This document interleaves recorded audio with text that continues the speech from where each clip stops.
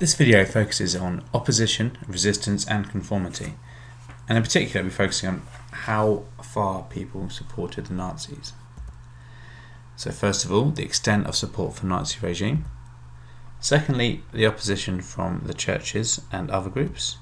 And lastly, opposition from the young. And overall, how much opposition was there.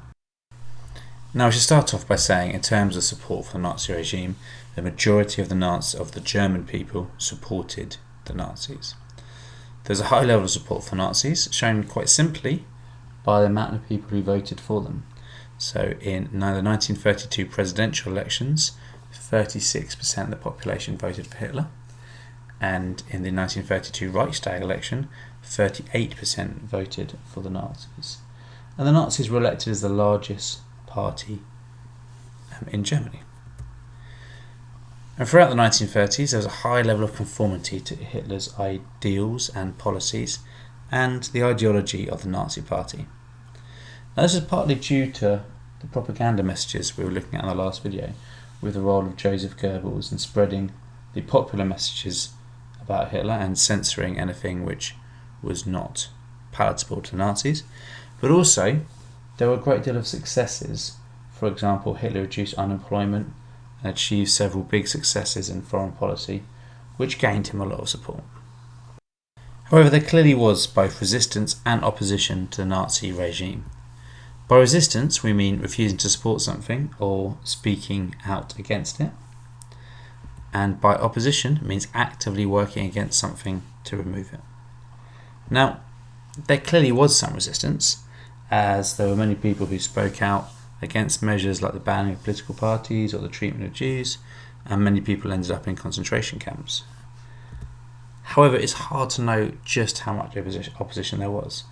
This is for a couple of reasons. Firstly, there was no organised opposition because Hitler had very swiftly banned trade unions and political parties, so it's very hard to know how much people opposed. And even unofficial opposition was very risky, as the Gestapo informants may report any criticism of Hitler, and those who were reported may well be punished. However, there are 5 areas of opposition to the Nazis that we do know about. First of all, there was secret trade union opposition. So again, the Nazis had banned trade unions very early on in their reign. However, the KPD, the Communist Party, encouraged workers to undermine building projects by staying off sick or by sabotaging them. So even though they were banned, their organisation still remained and continued to have some impact. Secondly, there was a secret political organisation. So the SPD printed 3,000 copies of opposition newspaper Red Shock Troop in 1933. But actually, very quickly the SPD leaders were arrested and sent to concentration camps. This did not stop them though. They then set up SOPAID, which was the SPD abroad, to campaign against the Nazis and to make sure that they could still highlight the negative natures of the regime from abroad. There was also secret army opposition. Some army officers were actually very opposed to the Nazis. A good example would be General Ludwig Beck, who was Chief of Staff of the German Army in 1938. He tried to get German officers to arrest Hitler in 1938, and actually he sent a message to the British and that Germany wouldn't fight if Britain attacked Germany, and he led plots to kill Hitler during World War II. Now, 2 that we will focus on today are opposition amongst the churches, and that there were religious leaders who opposed Hitler both openly and in secret, and opposition amongst the young. Some youth were opposed to Nazi social policies, and particularly youth policies, and these are key groups who can be seen as having opposition to the Nazi regime. The main form of opposition from the Protestant Church was the Pastors' Emergency League, or PEL. Now, Hitler and the Nazis had tried to control religion, as we mentioned before. Catholic bishops had to swear allegiance to the Nazi regime, Catholic schools and Catholic youth groups were closed. Protestant pastors were told to join the German Christian Church, which accepted the Nazis would interfere in how it was run, and the Nazis called it the Right Church. Now, many pastors did conform to this, but there were also Christian leaders who turned against the Nazis. Most famous of them was the PEL. In 1933, a group of Protestants, including Martin Niemöller, set up the PEL to oppose the Reich Church. They opposed two key aspects.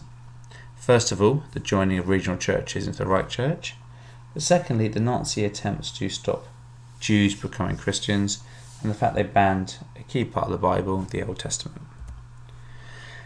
In 1934, they actually set up their own competing church, and the symbol of which is here, called the Confessing Church, and this was in protest of the German Reich Church, and in particular Nazi interference in the running of the church. About 6,000 Protestants joined the Confessing Church, compared to the 2,000 Protestant pastors who remained in the Reich Church. And the Confessing Church pastors started to speak out against the Nazis, though 800 were arrested and sent to concentration camps. Catholic opposition to the Nazis was more complicated, as officially the Catholics had signed the Concordat, which was the agreement with the Nazis not to interfere in the Nazi regime. There was still, though, some opposition from individual bishops. The Catholic Bishop Galen here, pictured here, criticised the Nazis throughout the 1930s and was a key person in seeing their programme to euthanize disabled and medically ill people cancelled during World War II.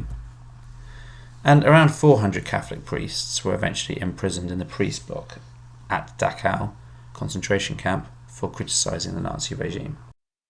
Now, there clearly was opposition from both the Catholic and the Protestant Church, but effectively it was very limited. This is mainly because the churches were focused on opposing Nazi interference to their traditional practices and how they ran their church. They didn't actually try and oppose the Nazi regime or speak out about many of the Nazi horrors. And in fact, ordinary Christians did very little to actually oppose the Nazis. At best, they were limited to big attendances to church services in non-Nazi supporting churches and applauding the church leaders who opposed the Nazis. But actually, very few Christians openly opposed the Nazis themselves. One pastor who is renowned for opposing the Nazis is Pastor Martin Niemöller, and you can see his famous poem or quotation here on the left. And he says, "First I came for the socialists, and I did not speak out because I was not a socialist. Then they came for the trade unionists, and I did not speak out because I was not a trade unionist. Then they came for the Jews, and I did not speak out because I was not a Jew. Then they came for me, and there was no one left to speak for me." And Martin Niemöller has often become a figurehead now of people who oppose the Nazi regime. However, it's a bit more complicated than that. Niemöller, who was a U-boat commander in World War I, was an opponent, but he wasn't completely opposed to the Nazis, and in fact he only trained as a pastor in the 1920s. He had actually opposed the Weimar Republic for not having a strong leader and had voted for the Nazis in 1924 and 1933 because he was looking for someone to be a strong leader. Initially, he only actually opposed the Nazi interference in the church rather than the Nazis themselves. However, this did begin to change from 1934 when he realised his phone had been bugged by the Gestapo, and he started to turn against them when he realised what a dictatorship they were and the impact they were having. He started to speak out against them more and more and was repeatedly arrested between 1934 to 1937. In 1937, he was locked up in Sachsenhausen concentration camp for treasonable statements, and he stayed there till the end of World War II. However, when World War II broke out in 1939, he offered to fight for the Nazis and in fact do whatever he could to support the war effort, showing that he still had some support for Germany and the Nazi regime. Another area where there was opposition for Nazis was from the young people of society. Now, this had been a key focus for Hitler ever since the 1920s, when he had focused on developing sections of the Nazi Party for the young, as he saw this as an opportunity to get people on board from an early age. He had set up organisations like the Hitler Youth and the League of German Girls, and eventually, during his regime, it was expected that everyone would attend these organisations. Now, most people conformed, but some resisted this control and felt that the Nazis were asking for too much. And actually, young people also sometimes resisted the control the Nazis tried to have over all areas of life, whether that be industry, education, agriculture. This lack of freedom of choice led to certain rebellious groups growing up, such as the Edelweiss Pirates and the Swing Youth. Now, the Edelweiss Pirates have come to be a symbol of youth opposition to the Nazis. They emerged in the late 1930s in the working class districts of big German cities. They used the symbol of the white Edelweiss flower, shown here, to show their allegiance, but had their own names and identities. So there was the Travelling Dudes from Essen or the Navajos in Cologne. But they all used this symbol to show they were Edelweiss pirates. They're mostly made up of teenagers, mostly boys, who resented the military discipline of the Nazi youth groups and the lack of freedom within them. They wore their hair longer and copied styles of clothing from America to show their independence, often opting for white or check shirts and white socks. They hung around on street corners, and it was hard for the Gestapo to tell the difference between them and other youths. If they came across any Hitler Youth, they would taunt them and even attack them. And they went on long walks in the countryside telling anti-Nazi jokes and singing parodies of Hitler Youth songs. And this, being anti-Hitler and taunting the Hitler Youth, was their main form of rebellion. Another group were known as the Swing Youth. Now, these were mainly teenagers from the wealthy middle-class families located in big towns, especially Berlin, Hamburg and Kiel. They basically admired American culture, clothes, films, and especially music, and especially swing music. Because they are wealthy, they often owned record players and played illegal records from the US, for example, swing bands like the Niemöller Orchestra, and did dances like the Jitterbug. They met in groups and would drink and smoke, and generally go against the principles of the Hitler Youth and the Nazi ideals for young people. And they started organising illegal dances, sometimes with up to 6,000 young people attending. Some youngsters, though, preferred jazz music, made popular by black musicians like Louis Armstrong, and they were known as the Jazz Youth. Heinrich Himmler, the leader of the SS, said that any young people who listen to jazz music should be beaten, given a severe exercise, and then put to hard labour. It's not hard to see why the Nazis were anti-jazz music when it came from what they would call undesirables in black people in America. Now, clearly, there was some opposition in Germany at this time, but the opposition from these youth groups and even from the church was very limited. Their resistance was mostly refusing to fit the Nazi expectation of what the youth should do. And crucially, none of this was a political opposition, being mainly focused on lifestyle and cultural freedoms rather than the Nazi regime itself. They also had very limited numbers. In 1939, there were roughly 2,000 Edelweiss pirates compared to the 8 million Hitler Youth members. They showed there was some resistance, but the majority of the young people in Germany conformed to the Nazi ideals.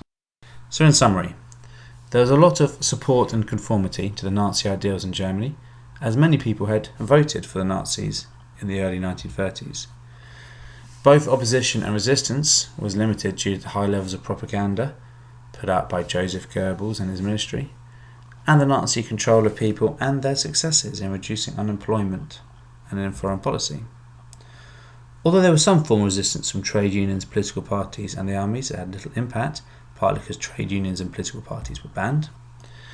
But the church did provide some opposition through the Pastor Emergency League, the Confessing Church, and some Catholic bishops like Bishop Galen. But again, actually, resistance was normally result in being arrested and sent to a concentration camp. And even when there was resistance, it was often about protecting their traditional church values rather than opposing the Nazis themselves. And even figures like Pastor Niemöller, who very famously stood up to Nazis, still had some support for them. Some young people did rebel against restrictions imposed by the Nazi youth movements like the Hitler Youth and League of German Girls, These groups, like the Edelweiss Pirates, the Swing Youth and Jazz Youth, refused to live by Nazi ideals. However, their opposition was limited to refusing to live their lives the Nazis wanted.